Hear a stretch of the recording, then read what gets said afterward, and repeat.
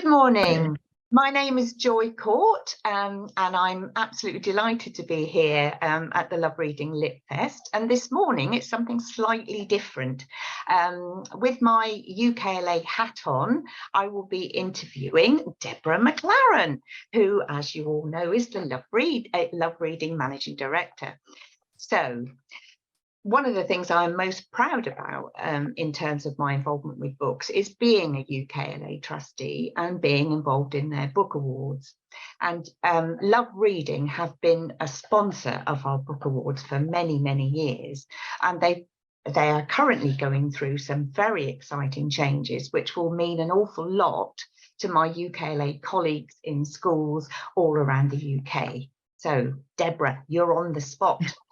So can you tell us about all the exciting changes at Love Reading? Of course. Thank you so much, Joy. Yes, we've been busy. Most people know Love Reading. We've been around now for 17 years. Most people know us as a leading book recommendation website. But earlier this summer, we announced the launch of an online bookstore, well, two online bookstores actually, on Love Reading and on Love Reading for Kids, where 25% of the cover prices of a book, so if you buy a book for a tenner at £2.50, can be donated to a school of the buyer's choice to spend on books. And we'd sort of known for a while we wanted to do something, wanted to do more, if you like. And that shift, this launch of the online bookstore was really a manifestation of that. So you can still do all the things that you've always done on Love Reading. You can read reviews from our editorial experts. You can read reviews from other book lovers. You can write your own reviews. You can download the opening extracts. You can enter competitions. You can save books to your wish list. You can rate the books. You can track the books you're reading. All the brilliant things I use week in, week out, and thousands of our subscribers use week in, week out. But now you can, at the click of a button, buy a book easily and cost effectively and make a difference. So we are super excited and super proud of that change. So that's the biggest one, Joy. But there's been another one too. We've not sat on our laurels. We have also decided to sort of merge a couple of our sites. So we had Love Reading for Schools, which was our separate standalone site for practitioners, for school librarians, for teachers, to be able to keep up to date with our recommendations and wish lists and reading lists. So what we decided to do is to merge Love Reading for Schools into Love Reading for Kids, creating really a one-stop shop for reading for pleasure.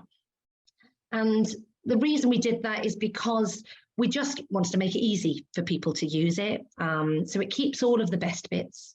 Schools can now log in to one portal, one dashboard, and do all the things they could do before. They can create a reading list. Let's say they've got a whole school focus on diversity. They can create a reading list using our recommendations. They can adopt our reading lists. So we have reading lists for every year group that are changed annually, as Joy knows and supports us on. And they can do all of that. And we also develop reading lists for key curriculum areas to support schools. But now schools can also, and I'm really excited about this, they can create wish lists, really shareable wish lists, to enable people to give books to them. Now, my school, we've been wanting to do this for ages, but I'll be honest, I didn't want to use Amazon. And I know a lot of schools do use Amazon, but I don't want to put any more penny in Jeff Bezos's pockets. So we have developed our own way of creating these wish lists. So you just add books to your list. You explain how many copies. So if, let's say you want a class set of Beetle Boy or whatever, you can do that, and you can create that, and people can buy from that wish list. You share it to your school by text, put it on the newsletter, pop it on the website. You can do all of that, and people can buy. The books get sent directly to the school. But the win-win is the school then gets 25% more. So they get a free book from their parental community, their parents, their carers, their friends of the school, but they also get 25% extra to spend on top too. So reading for pleasure is just at the heart of everything we do, as I know it is for the UKLA. So we just believe it sort of bolsters the offering and makes it easy for us to support children to get excited about books, whether they're at home or whether they're at school. So yeah. It's unusual, isn't it, to find a business that has a social purpose, and that really struck me from what you were saying, that you're not just there running a business, you're doing this because it's something you really care about, a social purpose to your business, really. So why is children's reading so important? Well, yeah, the rest of us. You're right, Joy. And you know what? I'll tell you, reading changed my life. I come from a working class home in Liverpool. We didn't have many books at home. My parents weren't readers, but when I was very small, my mum took me to my local library in Crosby in Liverpool, and sadly it's no longer there, which really breaks my heart. But I fell in love with books there, and it took me to other worlds. It expanded my horizons. I just fell in love. I was hooked. And that love of books has never left me. And I know that a lot of families will be similar to that, but won't be taken to the library. A lot of schools haven't got big libraries at school. And I just felt like I wanted to do more. It was our responsibility to do more. And I have been a school governor for the last 8 years. One of the best things I've ever done, but one of the most challenging things I've ever done. And we're at a lovely school in Southeast London, a little Church of England school. But our budget is absolutely tiny, and so I understand firsthand the challenge of affording books. The fact that a whole class set of a book is a luxury. When did a book become a luxury in a school? And we have got a really, really diverse community, really high levels of English as an additional language, and diversity across the school. And we don't have a varied selection of titles. We're getting there, but we don't have a selection of titles where we can encourage the most reluctant of readers and enable all children to find themselves reflective in a book. And I know schools across the country are in exactly the same situation. So where book stock is so out of date, and it's really heartbreaking. And it was funny when we launched this, my 14-year-old son, and I explained to him, I showed him the websites, and obviously they know the websites, they use the websites to select the books they want to read next. But he was like, so Mum, I don't get it. It's not good business, this, is it? So I was like, sorry, what do you? And he went, well, why are you giving all your money away?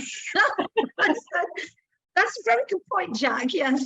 But I did try to explain to him that, we have a responsibility, and I felt very strongly that we wanted to make a difference. And, we if we sell a lot of books, we will be fine, but actually for every single book we sell, that money is totting up for schools, and I'm very proud of it. I feel very strongly it's something that needs to do. We know it's something we needed to do, because we know what a difference reading for pleasure makes. It has a huge impact on not just their well-being, but their academic achievements, their future success. There's research going back for years, isn't there? Yeah, absolutely, tons and tons of research for years. But you know what? The funny thing is, I don't know whether, and I think there's still a big job to do in order to get that message out there. I think that the cuts to funding, to school funding, mean that many kids don't have access to well-stocked libraries. Many don't get to experience the magic of reading that made me a reader for life, that made you, such a lover of books. So for us, really, it was about, let's try and create a way to redress that shortfall, an easy way to share the magic of reading by people supporting a school, buy from a bookstore. We're not saying that you can't buy anywhere else, wherever, we want people to buy books, we want people to read books, but this way will enable you to maybe make a difference.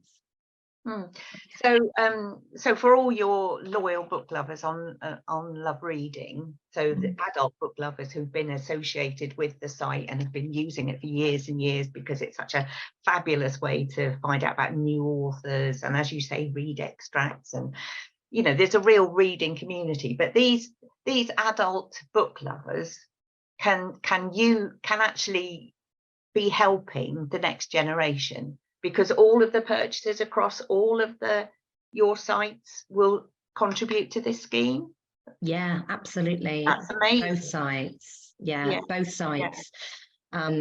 And so we've got a really dedicated, loyal audience of about 250,000 people who subscribe to our newsletters, whether it's weekly or fortnightly, to get book recommendations, to enter competitions, to read all of our bookish content.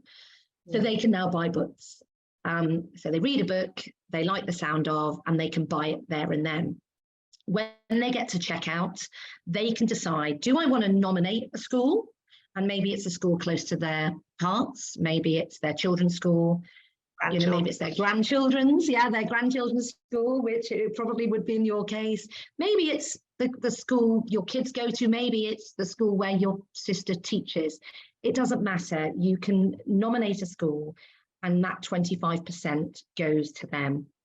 Let's say you don't have an affinity with a school, and this is more likely on the Love Reading site. But if they don't have an affinity to a school, they will know that still 10% will go into a pot for schools in real need. Because what we're finding is that school, if you've got your children at school and you're buying lots of books, that's fantastic. But not every parental community, not every school has a community of people who can afford to buy books. And it's even tougher now with the cost of living crisis, right? Wow. So this way, if you're buying a book, 10%, and you don't nominate a school, 10% goes into the pot.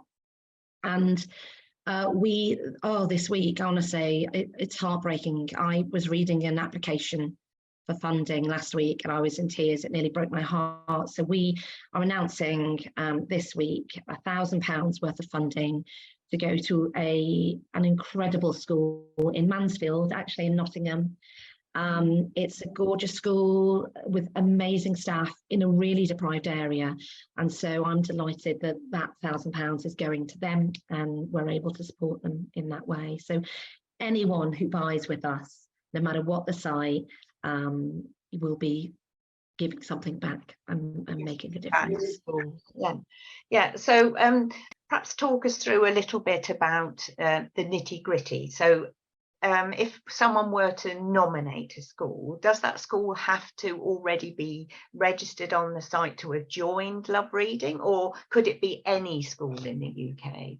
Yeah, any school. So if they have previously been a member, so we have 17,000 schools who are already members of Love Reading for Schools. So if they were already a member of Love Reading for Schools, they can just log in to the Love Reading for Schools site, and there will be a little web address on the screen here, hopefully, where it's not clickable, but they can, anyone watching this can note it down, and that is where you sign in. So it's where schools sign in to be a member.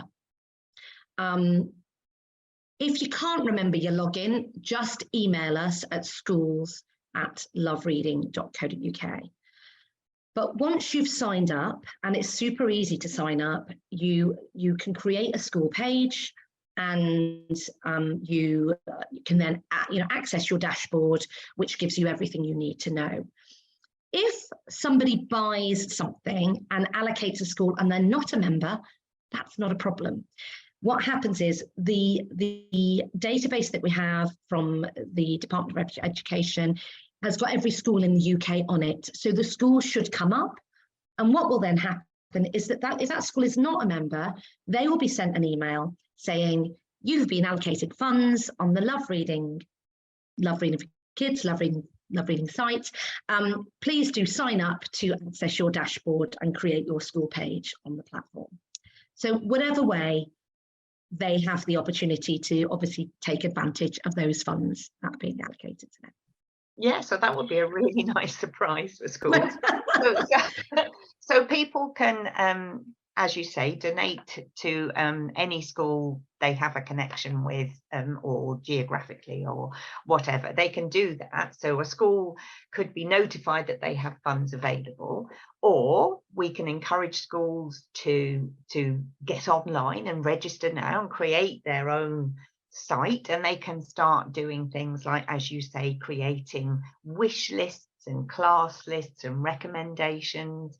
I mean, schools have been trying to do this with families for a long time, haven't they? They've been trying to encourage them to buy books for their children, and parents always ask for recommendations, especially at this time of year, for recommendations. What sort of books would be good? So schools can start creating these lists, which they can share with their parents' association and with family newsletters. So they can start persuading people to buy those books that way. But also they can spend their own money to buy books that hopefully they would have been doing. And the money they spend themselves, they're going to be earning on as well. Absolutely. It's win-win-win. It is. And I have heard a lot already. It's a bit of a no-brainer, is it? And it's not often you hear of no-brainers, right? But it is a no-brainer, Joy. If a school has budget to spend and they're going to buy the books anyway, consider LoveReading for Kids, because you are buying. I mean, we had a trust actually that have made several purchases for schools in their trust. They were obviously going to be buying the books anyway, but they have 2 schools in their trust that already have £1,000 to spend on books because the trust have bought books and allocated it to these schools. So absolutely, it's worth considering buying your own books on the LoveReading for Kids site, because you will get that 25% back. So when they log in, when the school logs in, they can see their dashboard, which will say, look, here's your current credit level. Here are the orders that you've made. Browse the site to buy your own books. Adopt reading lists here, create reading lists, create wish lists. And those wish lists, it's super, super easy. They create a wish list wherever they want. Let's say it's a class set of books for their reception class, or let's say it's a library improvement program. It really is at the click of a button, they can share that. While also adding some other functionality in shortly. So we're going to be adding a CPD hub with several of our partners to help understand the training that's available to help encourage a reading for pleasure culture in their school. So that means, let's say a school is looking to, I don't know, improve their school library, but they've got nobody trained to be that librarian. It's about courses like that. It's about webinars from lots of brilliant people like the UKLA, like the CLPE, like the National Literacy Trust, the courses that are available. And so they will be available via this hub. They'll also be able to download resources, and I think this is really important, so that they can share this opportunity with their school communities. So we've created dozens of posters they can put around school. We've created flyers they can put in the book bags.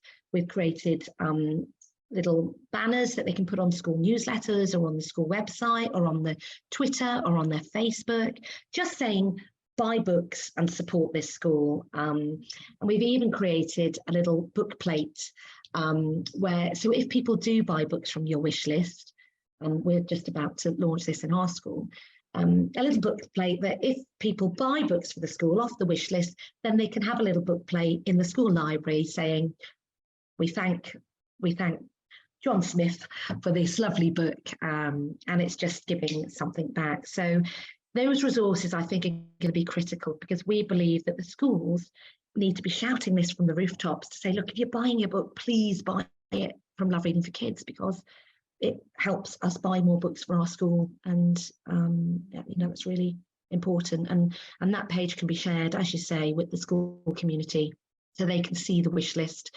You're always going, what? Because, before I got involved with this, I think after I'd finished with the books that I'd loved as a child, it's really hard. And we know there isn't much coverage in the press for children's literature. It's so heartbreaking, actually. So there aren't many places you can go to get brilliant recommendations for children. And what has really shocked me being involved with the business over the last few years is how many amazing books are being written for children, books that I love reading. I'm reading more books now than I ever have for kids. And you just see the quality of the books being written. It's amazing, Joy, isn't it? It really is. Phenomenal. Yeah. I mean, the resources that are available for children, they're so fortunate, but that's what makes it so heartbreaking, that there are those children in a sort of what I call a perfect storm of deprivation, because the most deprived areas are quite often the areas which will have lost their public libraries, and if their schools have no school library to fill that gap, those children are just falling through the net. And it's absolutely crucial that we do everything we can to get access to books and reading for all children. And what I wanted to emphasize as well, because people might be thinking, well, will I be able to get all the books that I want from Love Reading? So do you want to tell us a bit about what range is available to them? Yeah, absolutely. I mean, when you come to the site, if you're not familiar with it, you can filter by age range, you can filter by subjects. If you've got a 5-year-old dinosaur fanatic, you can search for books for 5+ for dinosaurs. So it's a great way of being able to segment, but we're also creating collections all the time of things that we think are relevant. So we're in the middle of non-fiction November. We've created 100 brilliant books for non-fiction book lovers. So pretty much any book is available. We have partnered with a wholesaler, one of the biggest wholesalers in Europe, called Gardeners, and they fulfill the book sales for us. So you'll be able to go onto the site. It will show you the price. It will show you the availability. Now, let's say it says a book is available, but then a school then goes to buy 80 copies. We had this yesterday. The school put the order in, we check availability, and we then email back and say, actually, we've got 20 in stock. We've put the other 60 on order. They'll be with you in 3 to 5 days, and they will be given an indicator of how quickly that will be available. We're not going to have 100 copies of every book ever published, but on the whole, most books that you will want or need will be available on the site. And if they're not, email us, we can probably get hold of it. So you're fulfilling the same sort of role as any place that a school would go to get their book supply, and as you say, Gardeners are the wholesalers to support all of the retail and online outlets. They all come through, they're the biggest distributor of books out there, so you can't get them from Love Reading, you can't get them anywhere. Absolutely. As well as being able to view curated lists and things, people can just search by author, title, ISBN if they know it, and they'll be able to find particular titles like that, won't they? They have access literally to everything that's available. Absolutely. When you pop something in, let's say you put the Romans into Love Reading, it will give you, once you're there as a school, you can either review or download the Romans recommended reading list that we've created. It will bring titles up with the Romans in it, and it will probably bring you a collection of books with the Romans in it. So we've tried to really work on the search so that it's bringing up, the relevant information that is needed. And actually, what we find, although we've got a really, really loyal audience, 75% of our traffic comes from Google, with people going, the new, I don't know, Catherine Doyle book for kids, or so many people are coming just from Google and finding us because of the quality of the search and the content that we're creating. So yeah. I mean, you've had some great successes, haven't you, already, even though the scheme is relatively new. Can you tell us a bit about the impact that you've observed, that you've seen? Yeah, I mean, it's early days, but we really feel like we're starting to get there. We have had thousands and thousands of schools using the platform. We've got hundreds of schools. I think we're nearing 1,000 schools that have credit and that are spending the credit. As I said, we've got this new scheme, which we'll talk about in a minute, but this school in Mansfield, it's just so lovely to be able to support them and start talking about what books they're going to spend this £1,000 on. And of course, it's the schools that actually, for doing very little and actually buying books that they were going to be buying anyway, them seeing thousands of pounds worth of money tot up, free money to spend on even more fantastic books. So we are really excited about that. We obviously, the UKLA are going to become an affiliate of LoveReading for Kids, which we're really excited about. And a lot of our partners are coming on board, enabling our partners and other literacy organisations and literacy charities to be able to buy books on their website too. So if we take the UKLA example, the 2023 long list will be available to buy at the click of a button from the UKLA website, as well as our own.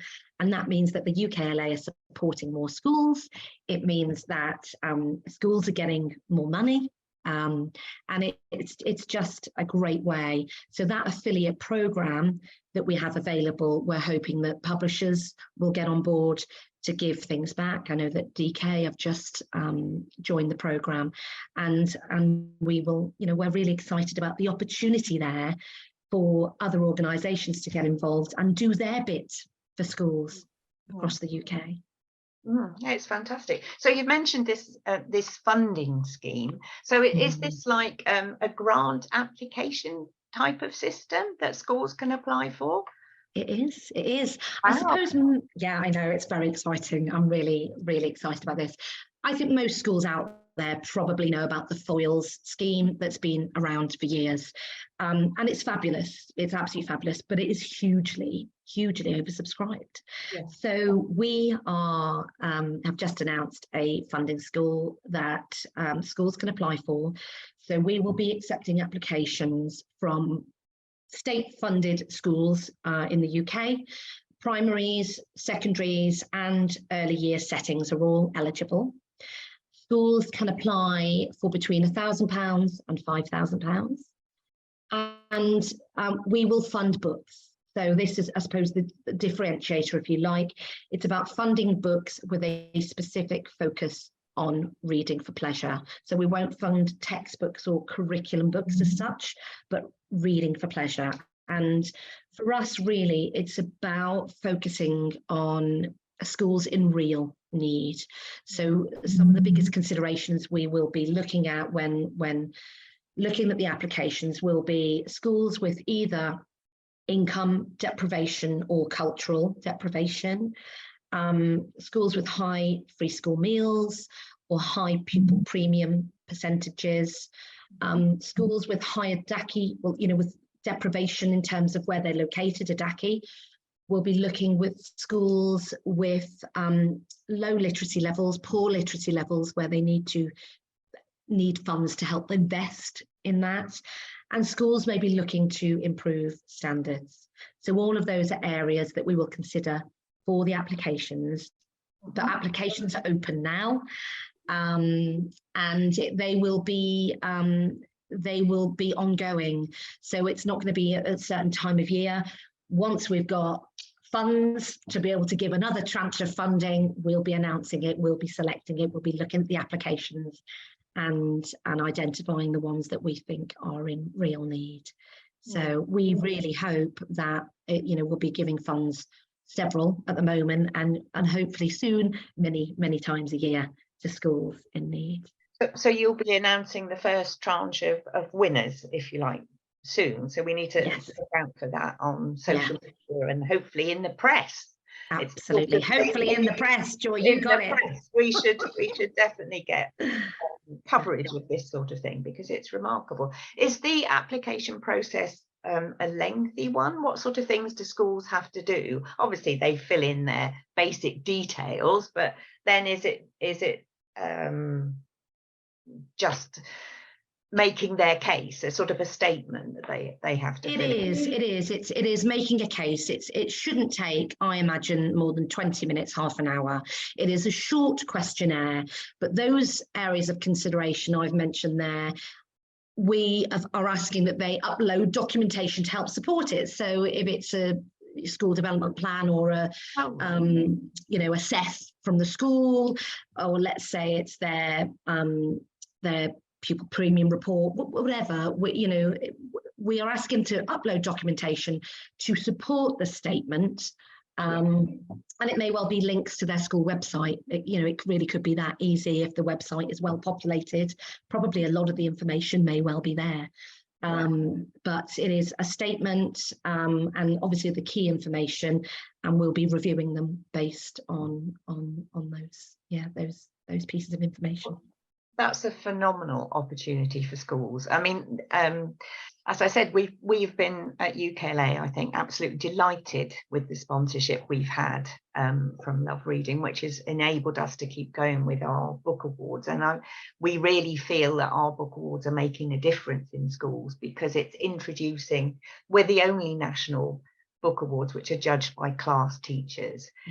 And the fact that these books can be recommended from one teacher to another, I think, is really important, and really gives the book lists credibility. And for there now to be a way in which parents and schools can access our book lists and everything else is going to make such a difference. So I really think the takeaways for UKLA members, for teacher members and for our school members is you need to get your school signed up, you need to find out about this funding scheme and get your applications in, but get your school signed up so that you can use the facilities to do things which hopefully you were doing anyway, but give yourself that extra facility for spreading the message about reading for pleasure and getting books into children's hands. This can only make life easier for schools. You've done everything you've talked about. It has shown me how you're trying to make it easier for schools to do what we care about so much. So this is fantastic news for you. Well, for schools everywhere, not just UKLA members, but for schools everywhere. Thank you so much, Deborah. This is fabulous. Thank you so much, Joy. As I said, we are a tiny team, and I've got to shout out to our incredible team for making our vision happen. It's not been easy because we don't have resources to throw at everything, but we've got a brilliant team that believes in what we are doing and that everything changes when we read. And if we can do our little bit to make a difference and to make it easy for schools, because schools, there's never any time. I know that when I'm in school, it's like, it is crazy, right? There's always a million things needing to be done. And so if we can, in this, create this Reading for Pleasure hub, this one-stop shop for reading for pleasure for home and school, where we're consistently sharing great book recommendations and making it easy for people to buy great books, then hopefully it will really make a difference. So thank you. Definitely. Thank you so much. Thanks so much, Joy. It's a pleasure talking to you as always. All the best.